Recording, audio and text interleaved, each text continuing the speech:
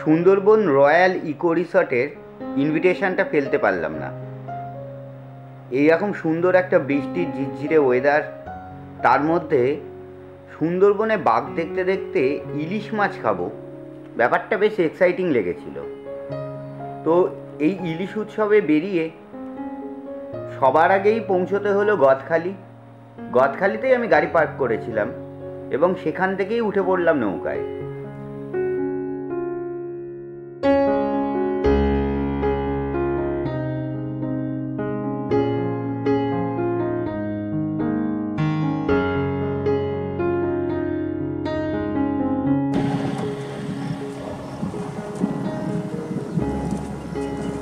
বেশ ভালো লাগছে, সুন্দর একটা ওয়েদার।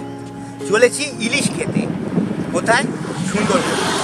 এই মুহূর্তে গদখালি প্রায় ঢুকছি, আর এরা বলেছে সব কিছুতে ইলিশ খাওয়াবে। একটু টেনশানে আছি, যাওয়ার পরে ওয়েলকাম ড্রিঙ্কে ইলিশের শরবত দেবে কিনা বুঝতে পারছি না। তবে বেশ এক্সাইটিং, সুন্দরবনে বাঘ দেখতে দেখতে ইলিশ মাছ খাবো। দেখা যাক, বাকিটা ওখানে।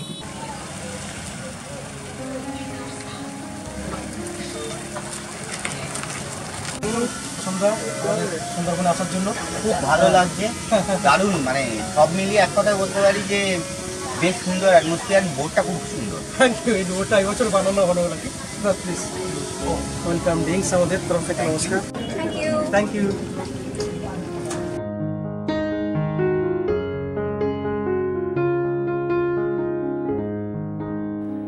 নৌকায় ওঠার পরে সবচেয়ে সুন্দর লাগলো হাতে গোলাপ ফুল দিয়ে যখন আমাকে ওয়েলকাম করা হয়, আর সঙ্গে কোল্ড ড্রিঙ্কস। ওয়েলকামটা বেশ ভালো ছিল। তারপর অবশ্যই লুচি, তরকারি, ডিম সেদ্ধ, আর সঙ্গে একটা সুন্দর বাঙালির প্রিয় রসগোল্লা। এটা দিয়েই ট্রিপের শুরুটা হয়েছিল।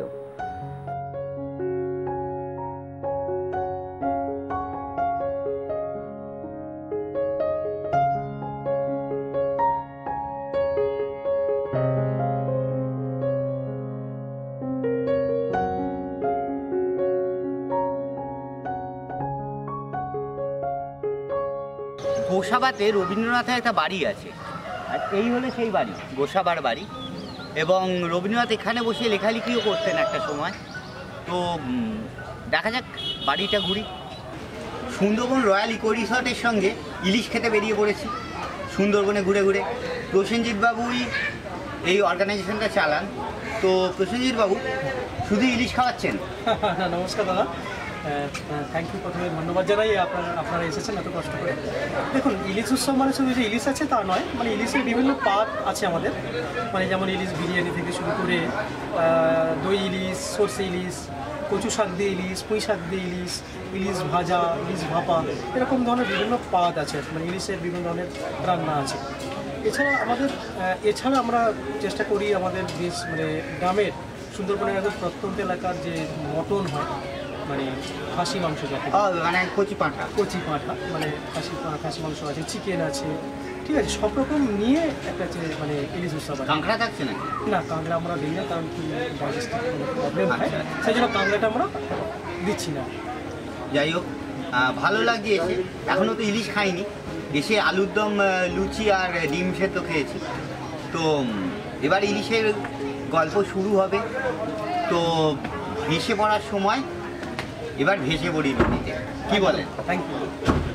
সবাই ভালো করে ঘুরুন। আজকে তো আমাদের হ্যামিল্টন বাংলো, ব্রেকেন বাংলো এবং সাইট সিন, পাখির জঙ্গল, পঞ্চমুখানি আজকে আছে। আজকে পঞ্চমুখানি? হ্যাঁ, আজকে পঞ্চমুখানি হয়ে আপনারা যাবেন। পঞ্চমুখানি হয়ে ঢুকবেন। কালকের আমাদের গভর্নমেন্ট পারমিশন নিয়ে এবং গভর্নমেন্ট গাইড নিয়ে আমরা কালকের বেশ কিছু ওয়াচ টাওয়ার এবং ম্যানগ্রোভ ইন্টারপ্রিটেশন সেন্টার এবং কিছু ন্যারো ক্যানলস আছে, সেগুলো আমরা কালকে করবো। কিছু আইল্যান্ড আছে, কালকে আমরা ওগুলো ভালো করে আমরা দেখাবো।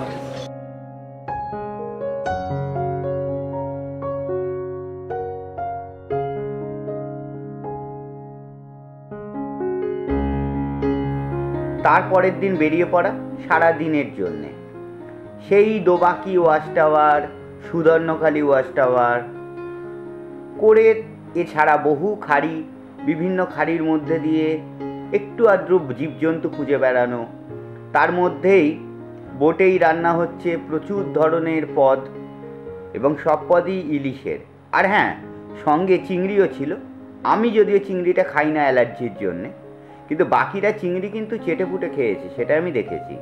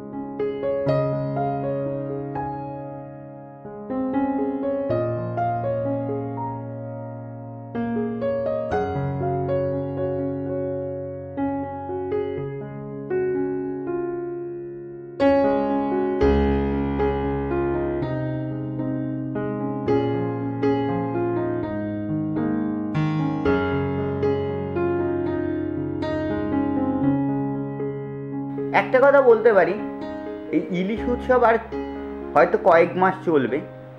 এই ইলিশ উৎসবটা কিন্তু মিস না করা ভালো। আর এদের ব্যবস্থাপনা বেশ ভালোই লাগলো আমার।